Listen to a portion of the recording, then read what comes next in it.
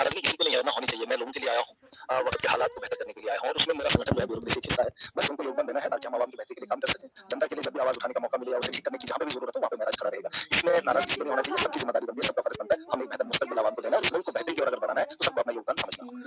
Assembly session जो है वो दूसरा शुरू होने वाला है, तो क्या लगता है आपको कि महराज मलिक की क्या क्या डिमांड्स जो है वो स्पीकर महोदय के आगे रहेंगी और असेंबली में आप उठाएंगे? देखिए वो तो वक्त ही बता देगा क्या हालात है और किन मुद्दों को लेकर हमने बात करनी होगी, लेकिन उससे पहले सरकार बनी है, सरकार भी तो काम करना चाहिए। देखिए खाली मेरा एक मानना नहीं है कि मैं वहाँ असेंबली में जाकर क्या बात करूँ। अगर मैं कैजुअल लेवल की बात करूँ तो अगर मैं वहाँ पे अपनी कॉन्स्टिट्यूंसी की कैजुअल लेवल की बात करूँ तो यकीनन वो पूरे जम्मू कश्मीर की बात होगी। बेरोजगार अपने इलाकों की बात रखूंगा तो वो तो पूरे जम्मू कश्मीर की बात होगी। बिजली का बहरान है, एक जगह की बात करने से पूरा असेंबली के अंदर जब सेशन लगता है तो उसमें पूरे जम्मू कश्मीर की बात रहनुमाई होती है। खाली मेरी कॉन्स्टिट्यूंसी की कैजुअल लेवल को बात करेंगे नहीं, खाली मेरे इलाके के लोगों को फ्री की बिजली देंगे नहीं, है ना, फ्री के कनेक्शन गैस के देंगे नहीं, पानी देंगे नहीं, एजुकेशन बेहतर खाली मेरी हो नहीं सकती है। उसका भी बड़ा एक घर है बड़े पैमाने पे और पूरी सरकार को मिलकर अपोजिशन को मिलकर जम्मू कश्मीर की बेहतरी के लिए काम करना चाहिए और वक्त बता देगा किन किन मुद्दों पे बात होगी। और मुझे लगता है मेरे से बेहतर सरकार भी समझती है, जिन लोगों को ज्यादा मैंडेट मिला है, जिन लोगों के ज्यादा एमएलएज निकल कर आए हैं, मुझसे बेहतर अगर वही लोग आवाज उठाएंगे तो जमीनी सतह पर जो चीजें करनी है उन्हीं के लिए उनको भी चुना है। कहा यह जाता है कि महराज मलिक आज आप विधायक हैं, मगर विधायक होने से पहले आप डीडीसी मेंबर भी रहे, तो उससे पहले आपकी जो कंडीशन थी, गाड़ियों की बात की गई, बड़े सारे ट्रोल हुए, हर एक चीज को आप समझ रहे हैं मैं क्या कहना चाहता हूँ। जनता भी जानती है, साथ साथ वीडियो को शेयर भी करेगा और अपनी राय जरूर कमेंट करेगा कि महराज मलिक जो विधायक बनकर आए हैं ढोडा के, तो जनता ने इनको समर्थन दिया है, अपना वोट इनको दिया, तो क्या लगता है आपको कि महराज मलिक जो काम कर रहे हैं वो सही कर रहे हैं या नहीं? क्योंकि कुछ कॉन्ट्रैक्टर जो है वो आपसे नाराज भी नजर आ रहे हैं, तो क्या लगता है गाड़ियां आपके पास हैं, कहीं ना कहीं कुछ ना कुछ अगर आप पॉजिटिविटी कर रहे हैं तो नेगेटिविटी भी कहीं ना कहीं आपकी कोई ट्रोल करता हुआ नजर आ रहा है, उसके ऊपर देखिए मैं आपको एक चीज बताऊंगा। मेरा एक मानना, मेरा एक ईमान है, जब आप आपकी नीयत सही होगी तो दुनिया की हर चीज आपकी जरूरत के हिसाब से आपको मिल जाएगी। ठीक है, इस वक्त मेरे पास गाड़ियां बहुत हैं, जिन जो गाड़ियां मैं खरीद नहीं सकता, बिल्कुल सुन लीजिए ना, नहीं मेरी नहीं है, सुन लीजिए, मेरी नहीं, मेरे पास है, मतलब मेरी, हम इस जगह पे बैठे हैं मतलब अपनी है ना। और अगर मेरे पास कोई गाड़ी है किसी की मैं चला रहा हूँ मैं उसको अपनी समझता हूँ, मेरे मैं कपड़े पहनता हूँ किसी के हूँ पहने मैंने, मैं अपना समझता हूँ। देखिए सूरत के हिसाब से वक्त के ये ऊपर वाले की मर्जी है। आज मेरे पास बहुत सारी गाड़ियां, फॉर्च्यूनर भी है, स्कॉर्पियो भी है, थार भी है, बुलेट भी है। देखिए वक्त की चीज जो है ना, ये ऐसा नहीं है कि मैं खरीदा हूँ, देने वाले बहुत है, जिन लोगों ने मुझे वोट दिए, जिन लोगों ने मुझे पैसा दिया, जिन लोगों ने मुझे गाड़ियां रैली के लिए दी, सारा काम तो हमने नहीं किया। अब बहुत सारे लोग हैं जो हमें चाहने वाले हैं, हम जिन रास्तों से गुजरते हैं, लोग हमारे दीवाने, अभी कोई खाने पे दावत दे रहा है और खाने का इंतजाम उसने ऐसा किया है शायद हमने शादी में वैसे न्योते नहीं खाए होंगे। अब किसी की हमदर्दी को आप इस तरह से नहीं रोक सकते और अल्लाह ने कहा है कि जब आपको इज्जत मिलेगी, रुतबा मिलेगा, उस हिसाब से आपको वो दो चीजें भी आएगी। मेरे पास 1.5 लाख तक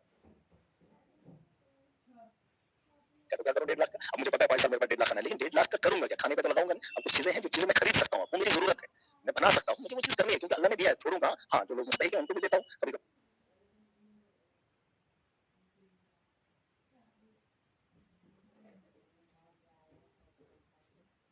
जरूरत के हिसाब से लोगों को देता हूँ। बहुत सारी चीजें हैं, ये अपना हिसाब है, बहुत सारे लोग मालदार हैं, बहुत सारे लोग अच्छे हैं, ऐसा नहीं है कि करप्शन, और जो विवादों में रहे वो करप्शन कर सकता है, क्योंकि मुझे पता है कल को एक भी आदमी खड़ा हो,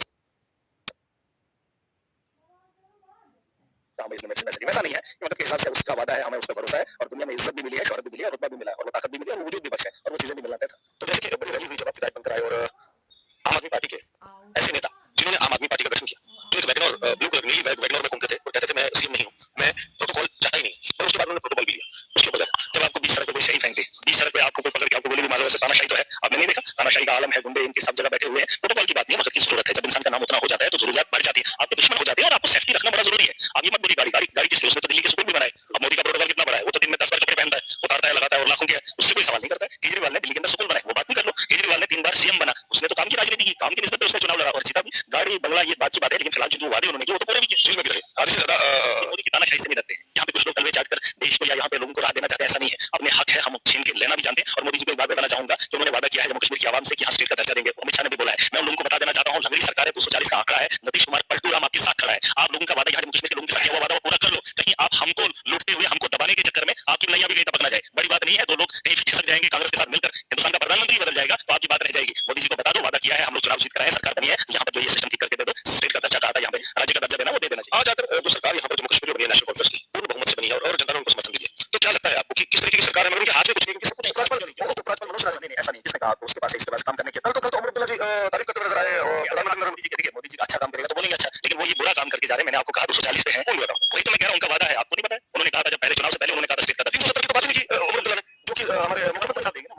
आप सरकार का जवाब नहीं दूंगा मैं यार, वो तो सीएम है, उनके तो 42 विधायक असेंबली में आप भी सुने नहीं, वो तो एक अलग बात है। मैंने 370 पे चुनाव नहीं लड़ा है, मैंने पीडीपी के नेता का बयान आया 370 की बात नहीं की, ना पीडीपी वाले कर सकते हैं ना ही कोई लोग कर सकते हैं। इन लोगों ने करना कुछ नहीं है, बात उन लोगों से पूछे जो जिनके पास ये बात हो रही है। 42 सीटें मिली है, उनको कश्मीर को पूछने का हक है, कश्मीर के लोग पूछे, आपका डिप्टी सीएम है उससे पूछे, वो एनसी के लोग हैं, और उन्होंने 370 पे चुनाव लड़ा है तो 370 की बात करें, वरना अगर डेवलपमेंट पे बात हुई तो डेवलपमेंट करके दिखाइए। अरविंद केजरीवाल यूपी में बैठकर दिल्ली के स्कूलों को वर्ल्ड क्लास बना सकता है, हम भी बना सकते हैं, आप नहीं, किसी का पावर नहीं, पावर हमारे पास फुल है। मुझे इनके प्रोटोकॉल को बताने की जरूरत नहीं, मैं अपनी ताकत में लोगों की ताकत से बनाऊं, मैं जमहूरी अंदाज से बनाऊं, और मैं एमएलए हूं, मुझे पूरा अधिकार है। पुलिस ये जो मामला है वो फिलहाल होम डिपार्टमेंट छोड़ दीजिए, आप जो लोगों की जरूरत के डिपार्टमेंट आप उन पे तो काम करके दिखाइए। रही बात मोदी जी की, मैं बार बार कह रहा हूं, भाजपा के लोगों को, यहाँ 28 विधायक एमएलए है ना, उनको भी बता रहा हूं, आपको जिसमें फटफटा है मोदी की सेंटर की सरकार पे, कहीं वो पलटी ना मार दे, फिर आप लोग कहां जाओगे? हेलो सुनील शर्मा से हमने बात की, उन्होंने साफ तौर पर कहा कि